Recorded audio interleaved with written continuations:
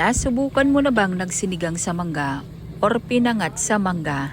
Lalo na sariwang-sariwang isda. Hay nako mga bes, pag nasubukan mong magsinigang sa mangga, nako bes, manamis-namis ang lasa.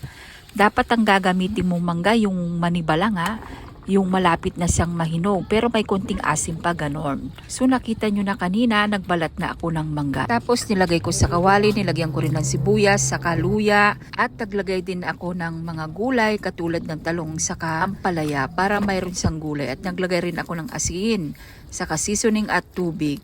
Pagkatapos ay pakukuluin ko lamang. Ito bes, gusto ko munang lumasa yung mangga para manamis-namis ang lasa. Saka ko iuhulog isa-isa yung ating sariwang-sariwang isda.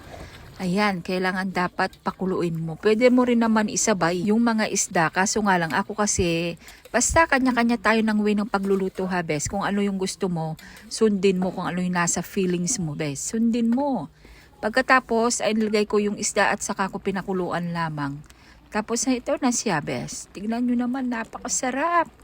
Napakasarap talaga ng lasa nito. Kahit na ito yung ulam ko araw-arawin, talagang hindi ako magsasawa. Lalo pa naman alam nyo na, isa akong dialysis patient. Kaya ito ang napakain. Kung ikaw ay may sakit sa bato or dialysis patient, ito ang masarap at oking kainin mo mga best. Iwas ka pa sa mga fatty food.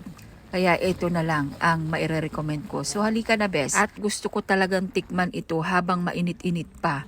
Ay oo, talagang mas masarap ito kung mainit-init pa. Tapos kainin mo yung isda sa yung sabaw. Talagang manamis-namis mga bes. Ay masarap.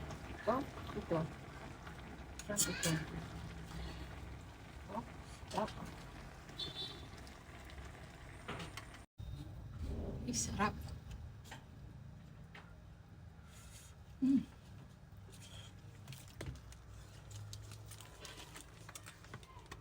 May tinik.